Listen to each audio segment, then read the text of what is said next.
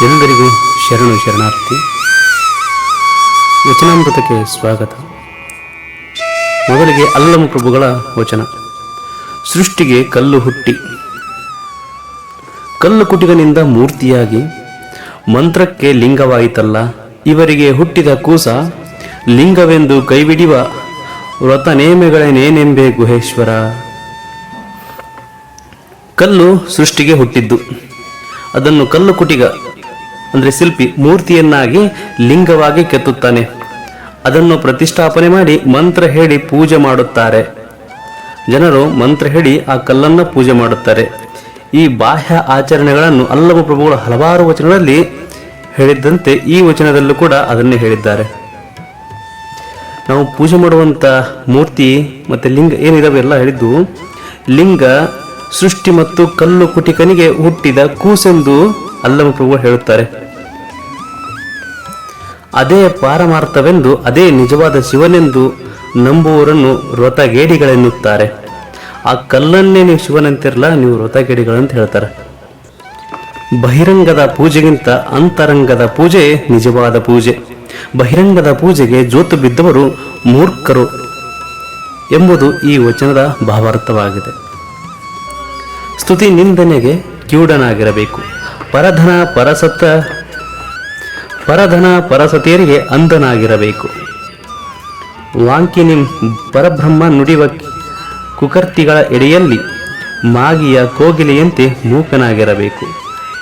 ಒಂದು ಎಂದು ಅರಿದಲ್ಲಿ ಸಂದೇಹವಿಲ್ಲದಿರಬೇಕು. ಗುಹೇಶ್ವರ ಲಿಂಗದಲ್ಲಿ ತನ್ನ ತಾ ಮರೆತಿರಬೇಕು. ಈ ವಚನದಲ್ಲಿ ಅಲ್ಲಮ ಪ್ರಭು ಹೇಳ್ತಾರೆ, ಭಕ್ತನ ಲಕ್ಷಣಗಳು ಹೆಂಗಿರಬೇಕು ಅನ್ನೋದ ವಿವರಿಸ್ತಾರೆ. ಭಕ್ತನಾದವನು ಹೊಗಳಿಕೆಗೆ ತೆಗಳಿಕೆಗೆ ಕಿವಿಗೊಳಗಾಡಬಾರದು. ಅದರ ಕಡೆ ಲಕ್ಷ್ಯ ನಾವು ಕೊಡಲೇಬಾರದು. ಅವುಗಳಿಗೆ ಕಿವಿಗೊಡಬಾರದು. ಅವನು ಪರಸೊತ್ತು ಪರಸ್ತ್ರೀಯರ ವಿಷಯದಲ್ಲಿ ಕುರುಡನಾಗಿರಬೇಕು. ಅಂದರೆ ಯಾವುದಕ್ಕೂ ಆಸೆ ಪಡಬಾರದು. ಕೇವಲ ಮಾತಿನಿಂದ ಪರಬ್ರಹ್ಮವನ್ನು ನುಡಿಯುವ ಕುಕರ್ತಿಗಳ ನಡುವೆ ಭಕ್ತ ಮೂಕನಾಗಬೇಕು. ಅಂದರೆ ಮಾಗಿಯ ಕೋಗಿಲೆಯಂತೆ ಮೂಕನಾಗಿರಬೇಕು. ಅಂದರೆ ಕೆಲವು ಪಾಂಡಿತ್ಯರ ಪ್ರದರ್ಶನದ ಮೂಲಕ ಆಧ್ಯಾತ್ಮವನ್ನು ತರ್ಕಬದ್ಧವಾಗಿ ಮಂಡಿಸುವರ ನಡುವೆ ಯಾವ ಪ್ರತಿಕ್ರಿಯೆಯನ್ನು ನೀಡಬಾರದು. ಶಿವ ಒಂದೇ ಎಂಬ ಭಾವನೆಯಲ್ಲಿ ಸಂದೇಹವಿಲ್ಲದಾಗಿರಬೇಕು. ಅಂದರೆ ಭಕ್ತನ ಭಗವಂತ ಒಬ್ಬನೇ ಎಂಬ ನಂಬಿಕೆ ಸ್ಥಿರವಾಗಿರಬೇಕು ಮತ್ತು ಶಿವನ ಭಕ್ತಿಯಲ್ಲಿ ತನ್ನನ್ನೇ ತಾನು ಮರೆತಿರಬೇಕು ಅಂತ ಹೇಳ್ತಾರೆ. ಸತ್ಯವೂ ಇಲ್ಲ, ಅಸತ್ಯವೂ ಇಲ್ಲ, ಸಹಜವೂ ಇಲ್ಲ, ಅಸಹಜವೂ ಇಲ್ಲ, ನಾನೂ ಇಲ್ಲ, ನೀನೂ ಇಲ್ಲ, ಇಲ್ಲ ಇಲ್ಲ ಎಂಬುದು ತಾನಿಲ್ಲ.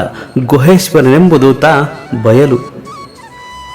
ಶಿವನೆಂಬುದು ಕೇವಲ, ಬಯಲು ಎಂಬುದು ಸೂಕ್ಷ್ಮವಾಗಿ ಅಲ್ಲಮ ಪ್ರಭುಗಳು ಸಹಜ ಅಸಹಜ ಯಾವುದೂ ಇಲ್ಲದವನು ಶಿವ. ಸತ್ಯ ಅಸತ್ಯ ಸಹಜ ಅಸಹಜ ಯಾವುದೂ ಇಲ್ಲದವನು. ನಾನೆಂಬುದು ಇಲ್ಲ, ನೀನೆಂಬುದು ಇಲ್ಲ. ಇಲ್ಲ ಎಂಬುದೇ ಇಲ್ಲದ ಸ್ಥಿತಿ. ಅಂದರೆ ಆಕಾರ ನಿರಾಕಾರ ಎರಡೂ ಇಲ್ಲದವನು. ಸಹಜ ಅಸಹಜ ಇತ್ಯಾದಿ ಗುಣಗಳಿಲ್ಲದವನು.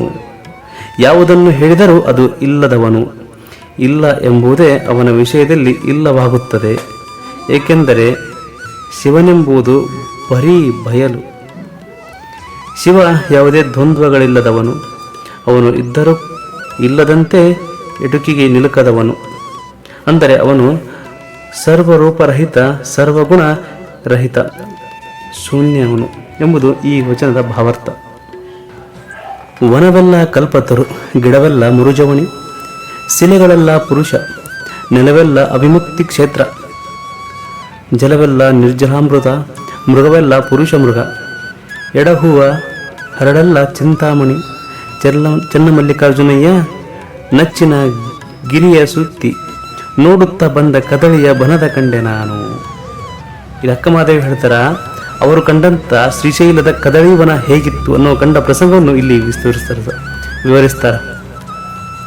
ಚನ್ನಮಲ್ಲಿಕಾರ್ಜುನನ್ನು ಸೇರುವ ಸಂಭ್ರಮದಲ್ಲಿ ಮನಸ್ಥಿತಿಯಲ್ಲಿ ಅವಳಿಗೆ ಕಾಡೆಲ್ಲ ಕಲ್ಪತರುವಿನಂತೆ, ಗಿಡಗಳೆಲ್ಲ ಸಂಜೀವಿನಿಯಂತೆ ಕಾಣುತ್ತವೆ. ಕಲ್ಲುಗಳೆಲ್ಲ ಪುರುಷನಾಗಿ, ನೆಲವೆಲ್ಲ ಪಾವನ ಪುಣ್ಯ ಕ್ಷೇತ್ರವಾಗಿ ಕಾಣುತ್ತಿದೆ. ನೀರೆಲ್ಲ ದೇವತೆಗಳು ಕುಡಿಯುವ ಅಮೃತವಾಗಿ, ಮೃಗಗಳೆಲ್ಲ ಪುರುಷ ಮೃಗ, 4 ಕಾಲಿನ ಮನುಷ್ಯ, ಮುಖದ ಒಂದು ಕಾಲ್ಪನಿಕ ಪ್ರಾಣಿ ಹೀಗೆ ಕಾಣುತ್ತಿವೆ. ಕಾಲಿಗೆ ತಾಕುವ ಕಲ್ಲಿನ ಹರಳುಗಳೆಲ್ಲ ಚಿಂತಾಮಣಿಯಾಗಿ ಕಾಣುತ್ತಿವೆ. ಚನ್ನಮಲ್ಲಿಕಾರ್ಜುನ ನೆಲೆಬಿಡಾದ ಶ್ರೀಶೈಲ ಕ್ಷೇತ್ರ, ಅಲ್ಲಿರುವ ಕದಳೆಯ ಬನ ಭಕ್ತಿ ಭಾವದಿಂದ ತುಳುಕುವುದು ಅಕ್ಕನಿಗೆ ಕಾಣುತ್ತಿದೆ. ಇದು ಸ್ನೇಹಿತರೆ ಅಲ್ಲಮಪ್ರಭು ಮತ್ತು ಅಕ್ಕ ಮಹಾದೇವರ ವಚನಗಳ ವಿವರಣೆ. ಮುಂದಿನ ಸಂಚಿಕೆಯಲ್ಲಿ ಮತ್ತಿಷ್ಟು ವಚನಗಳ ವಿವರಣೆಯನ್ನು ಹೇಳ್ತೀನಿ. ನಮಸ್ಕಾರ.